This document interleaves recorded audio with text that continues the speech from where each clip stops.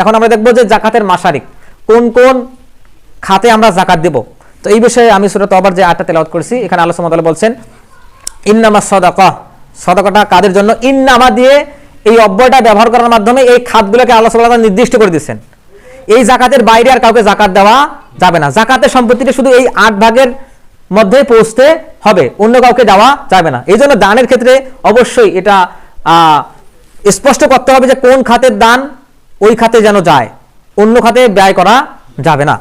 তো এই জাকাতের মাসারিকের ক্ষেত্রে যেটা আয়াত আসছে ইন্নামাস সাদাকাতু লিল ফুকারা, নিঃস্বদেরকে দিতে হবে, ওয়াল মাসাকিন, অসহায় দরিদ্রদের মধ্যে যারা নিজের প্রেস্টিজে ভয় করে মানুষের কাছে চায় না তাদেরকে দিতে হবে, ওয়াল আমিলিনা আলাইহা, তারপর কি করতে হবে, আমিলিনদের ক্ষেত্রে যারা জাকাতের কর্মচারী, তাদেরকে দেওয়া যেতে পারে, ওয়াল মুআল্লাফাতি কুলুবুহুম, যাদের অন্তর ইসলামের দিকে ঝুলে আছে আকৃষ্ট, তাদেরকে ইসলামে নিয়ে আসার জন্য জাকাত দেওয়া যেতে পারে। তারপর কি বলা হয়েছে, ওয়াফির রিকাব ওয়াল গারিমিন, রেকবটা এখন নাই, রেকব আছে দাস মুক্তি। আবু বকর রাদিয়াল্লাহু আনহু যে ক্ষেত্রে সবচেয়ে বেশি সফল ছিলেন দাস মুক্তির ক্ষেত্রে। এরপর হচ্ছে ঋণগ্রস্ত ব্যক্তি। আচ্ছা, যে ব্যক্তি অবৈধ পথে টাকা অপচয় করে সেই ব্যক্তিকে ঋণগ্রস্ত, মদ গাঁজা খেয়ে টাকা নষ্ট করে ফেলে, প্রচন্ড গরিব, সে কি ঋণগ্রস্ত নাকি অপচয় করছে টাকা পয়সা? অপচয় করছে। এরপর এই যে নিজের সম্পদ, এই নিজের সম্পদ থেকে যদি আমি কারো কোনো ঋণগ্রস্ত ব্যক্তির, সেই ঋণগ্রস্ত ব্যক্তি কেমন হতে পারে, সমাজের কলুষতা দূর করার জন্য যে ব্যক্তি নিজের সম্পত্তি ব্যয় করে, নিজেদের মধ্যকার মুসলিমদের মধ্যকার সম্পর্ক নষ্ট হয়ে গেছে, সেই সম্পর্ক সুদৃঢ় করার জন্য যে ব্যক্তি ব্যয় করে, এই খাতগুলো, এই ক্ষেত্রে যে ঋণগ্রস্ত ব্যক্তি, নিজের চিকিৎসার জন্য যে ব্যক্তি ঋণগ্রস্ত হয়ে গেছে, নিজের বিবাহের জন্য যে ব্যক্তি ঋণগ্রস্ত হয়ে গেছে, মেয়েকে বিবাহ দেওয়ার জন্য যে ব্যক্তি ঋণগ্রস্ত হয়ে গেছে, এই বৈধ ক্ষেত্রগুলোতে এগুলোতে আসলে সরকারের দায়িত্ব। একটা এই রাজনীতি যে দেশে চালু আছে সেই দেশে সরকারের দায়িত্ব যে ছেলে বিয়ে করতে পারতেছে না অর্থের অভাবে তার বিয়ের ব্যবস্থা করা, সরকারের দায়িত্ব যে মেয়ের বিবাহ হচ্ছে না তার বিয়ের ব্যবস্থা করা, সরকারের দায়িত্ব যিনি নিজের চিকিৎসার অর্থ খরচ ব্যবহার করতে পারতেছেন না, পরিবারের অসল অবস্থা, সেই ব্যক্তিকে জাকাত দিয়ে তার অভাব দূর করে দেওয়া, এটা সরকারের দায়িত্ব ছিল। কিন্তু এই দায়িত্বগুলো আসলে আমাদের কাছে পৌঁছে গেছে, আমাদের এগুলো খুঁজে বের করে তাদেরকে জাকাত দিতে হবে। এই হচ্ছে ঋণগ্রস্ত ব্যক্তি। এরপর দুস্থ মুসাফির, আমরা সবাই ইবনে বতুতার নাম শুনছি, হিউয়েন সাং, মার্কো পোলো, এদের নাম শুনছি। তো আমাদের যে ইবনে বতুতা, ইনি কিভাবে দেশ সফর করছেন, বের হয়েছেন, কোথাও উপার্জন করছেন, সম্পত্তি শেষ হয়ে গেছে, ভারত মহাদেশে আসছেন, ভারতের বাদশা কিছু দিছে, অন্য মালয়েশিয়ায় গেছেন, মালয়েশিয়ার বাচ্চারা কিছু দিচ্ছে, এইভাবে কিন্তু এই সফরগুলো সম্ভব হয়েছে। এখন মুসাফির ব্যক্তি কোথাও আসছে, তার সম্পত্তি শেষ হয়ে গেছে, ওই সহায় সম্বল ব্যক্তিকে কিভাবে জাকাত দিতে হবে, যেন সেই জাকাতের টাকা দিয়ে সে যেখান থেকে আসছে সেইখান পর্যন্ত ফেরত যাইতে পারে, এই দুটো পর্যন্ত তাকে জাকাত দিতে হবে। এরপর এটা ছিল 7 নম্বর খাত, সেটা আমি আলোচনার সুবিধার্থে 8 নম্বর খাতে নিয়ে আসছি, ফি সাবিলিল্লাহ, আল্লাহর রাস্তায়। এই আল্লাহর রাস্তার ক্ষেত্রে খাস বিষয় হচ্ছে, আমরা কিন্তু এর আগেই বলছি ইন্নামা, আল্লাহ সুবহানাহু ওয়া তাআলা নির্দিষ্ট করে দিয়েছেন এই 8 খাতে জাকাত দিতে হবে।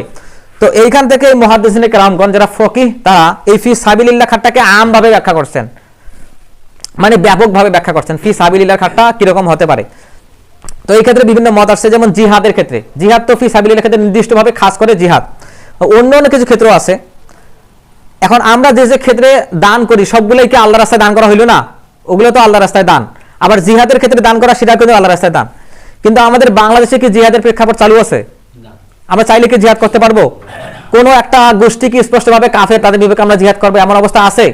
আমাদের কি আমরা নেতা নির্বাচন করে নিছি যে উনি আমাদের নেতা, ওনার নেতৃত্বে আমরা জিহাদ করবো এমন অবস্থা আছে বাংলাদেশে? তো যেহেতু এই অবস্থা নাই, আপনি ফি সাবিলিল্লাহর যে খাতটা এটা কোথায় ব্যয় করবেন? এই জন্যে মানে গবেষণা করে দেখা গেছে বর্তমান সময়ে জিহাদটা হচ্ছে বুদ্ধিভিত্তিক জিহাদ। জিহাদটা কি আমাদের সময়ে বুদ্ধিভিত্তিক জিহাদ, এবং বর্তমান সময়ের ফকিহরা বলছেন আসলে বর্তমান জিহাদের 4 ভাগের 3 ভাগেই বুদ্ধিভিত্তিকভাবে কায়েম হয়, 4 ভাগের 3 ভাগেই বুদ্ধিভিত্তিকভাবে। কারণ পৃথিবীতে তখন জিহাদ কায়েম নেই, সামান্য কয়েকটা অঞ্চলে বিভিন্নভাবে মানুষ জিহাদ করতেছে, পুরো পৃথিবীতে তো নাই। তো এই জন্যে এই ফি সাবিলিল্লাহর বুদ্ধিভিত্তিক জিহাদটা কিভাবে, এই জাকাতের খাতটাকে আমরা কিভাবে সচল করতে পারি, এই ক্ষেত্রে গবেষণা করে দেখা গেছে বুদ্ধিভিত্তিক জিহাদের অন্যতম একটা অংশ হচ্ছে দ্বীন শিক্ষা করা। আচ্ছা, যদি কেউ দ্বীন শিক্ষা না করে তাহলে কি হবে? দ্বীন কি মিটে যাবে কিনা? আল্লাহ সুবহানাহু ওয়া তাআলা কোরআনে ফরজ করছেন যে তোমাদের মধ্য থেকে একটা দল কেন বের হয় না যারা ধর্ম নিয়ে গবেষণা করবে? আল্লাহ সুবহানাহু ওয়া তাআলা কোরআনে স্পষ্ট করে বলছেন। তো যারা নিজের সংসার, নিজের জীবন, নিজের সময় সব ব্যয় করে আল্লাহর রাস্তায় দ্বীনি শিক্ষার কাজে নিয়োজিত আছে, এরাও কিন্তু ফি সাবিলিল্লাহ জিহাদের অন্তর্ভুক্ত, যারা দ্বীনকে প্রতিষ্ঠার ক্ষেত্রে কাজ করতেছে। এবং এই দ্বীন শিক্ষার ক্ষেত্রে সবচেয়ে বেশি কাজ করে আমাদের দেশের মাদ্রাসাগুলো। এবং মাদ্রাসাগুলোর ক্ষেত্রে আবার দুইটা ভাগ আছে। মাদ্রাসাগুলোর ক্ষেত্রে দুইটা ভাগ, একটা হচ্ছে লাভজনক, একটা হচ্ছে অলাভজনক। লাভজনক ব্যবসা কোনগুলো? যেগুলো ব্যয়বহুল প্রতিষ্ঠান, সেই ব্যবসা প্রতিষ্ঠানগুলোতে কি হয়, তারা ব্যবসায়িক প্রতিষ্ঠানগুলোর যে টাকা, সেই টাকাগুলো নিজেদের ক্ষেত্রে ব্যবহার করে। যেহেতু তার প্রতিষ্ঠান, ব্যক্তিগত প্রতিষ্ঠান, সে কি করে ওই টাকাটা নিজের ক্ষেত্রে ব্যয় করে, যেটা লভ্যাংশ সেটা ব্যয় করে, হয়তো ওখান থেকে সে প্রতিষ্ঠানে কাজেও লাগায়। এটা হচ্ছে লাভজনক প্রতিষ্ঠান। আরেক প্রকার হচ্ছে অলাভজনক প্রতিষ্ঠান। উদ্দেশ্য কি? দ্বীন শেখা। শিখতেছে কারা? শিক্ষার্থীরা দ্বীন শিখতেছে। তো সেই শিক্ষার্থী যারা অনাথ হবে, দুস্থ হবে, গরিব হবে, তাদের সাহায্যের ক্ষেত্রে, তাদের লেখাপড়া করার ক্ষেত্রে, তাদেরকে বই কেনার ক্ষেত্রে, তাদের বোর্ডিং খরচ, তাদের শিক্ষার ক্ষেত্রে যাদেরকে পারিশ্রমিক দেওয়া হচ্ছে, সেই সব ক্ষেত্রে এই ক্ষেত্রে অলাভজনক প্রতিষ্ঠানগুলোতে এই যাকাত দেওয়া যাবে। এটা ফি সাবিলিল্লাহর অন্তর্ভুক্ত। এরপর এই যে জাকাতের কিংবা সেই অলাভজনক প্রতিষ্ঠানগুলোর ক্ষেত্রে যে অতিরিক্ত আয়, সেটা যারা মাদ্রাসার গভর্নিং বডি তারা নিজেদের পকেটে নেন না, বরং সেই টাকাটা কি করেন? মাদ্রাসার উন্নয়নের ক্ষেত্রেই ব্যয় করেন। এগুলো হচ্ছে অলাভজনক প্রতিষ্ঠানের বৈশিষ্ট্য। এই অলাভজনক প্রতিষ্ঠানগুলোতে, এই মাদ্রাসাগুলোতে কি করা যাবে? জাকাত দেওয়া যাবে। এবং শুধু এই ক্ষেত্রে নয়, আরো অন্য অন্য শ্রেণী যেগুলো আছে, যেমন জাকাতের কথা আমরা পরে আসলাম, এখানে দেওয়া ছিল জাকাত। এই জাকাতের নির্দিষ্ট খাত ফি সাবিলিল্লাহ, এখান থেকে জিহাদের ক্ষেত্রে মাদ্রাসায় দান করা যেতে পারে, যেখানে দ্বীন শিক্ষা হচ্ছে। স্কুলগুলোতে কিন্তু নয়, যেখানে কোরআন, হাদিস এবং ফিকহ পাঠদান করা হচ্ছে, সেই সব মাদ্রাসার ক্ষেত্রে। এরপর ফিতরা। ফিতরা সীমিত পর্যায়ে মাদ্রাসার স্টুডেন্টকে দেওয়া যাইতে পারে। এরপর হচ্ছে সাদাকা। সকল উপকারী যত কাজ আছে সেটা মাদ্রাসার স্টুডেন্টকে দেওয়া যেতে পারে, ফকিরদেরকে দেওয়া যাইতে পারে। সকল উপকারী যত কাজ আছে সেগুলোতে এই সাদাকা দেওয়া যেতে পারে। ওয়াকফ। ওয়াকফের ক্ষেত্রে এটা একদম নির্দিষ্ট করে মসজিদ এবং মাদ্রাসায় দেওয়া যাইতে পারে। ওয়াকফ ক্ষেত্রটা শুধুমাত্র মসজিদের ক্ষেত্রে নির্দিষ্ট করা, মাদ্রাসার ক্ষেত্রে নির্দিষ্ট করা যাইতে পারে। এরপর হচ্ছে ওসর। দরিদ্র শিক্ষার্থীদের ক্ষেত্রে দেওয়া যেতে পারে, এটাতে কোনো সন্দেহ নাই।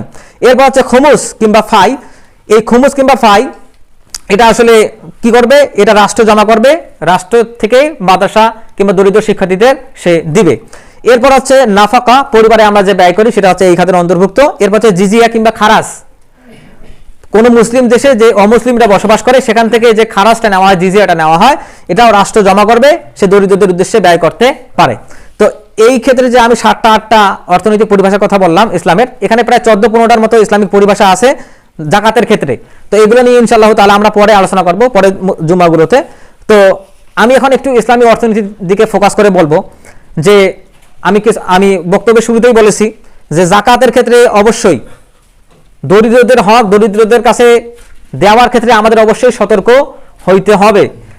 যেদিনে আমার উপর জাকাত ফরজ হবে, নিশা পরিমাণ সম্পত্তি অধিকারী আমি হব, যেদিনে আমি আমার ফসল কাটবো, সেই দিনে সেই সময় সেই হিসাব মোতাবেক আমাকে জাকাত তাদের কাছে পৌঁছতে হবে। কেন? সম্পত্তিটা আমার নয়, অন্য কারো সম্পত্তি। এখন আমি যদি এই সম্পত্তিটা তাদেরকে দান না করি, তাহলে আমার বাসায় যদি সেটা থাকে, ওই যে কবরে সাপ আসবে, গোবরা সাপের মতো, সেটা আমাদের কাছে বর্তমান সময়েও অনিরাপদ।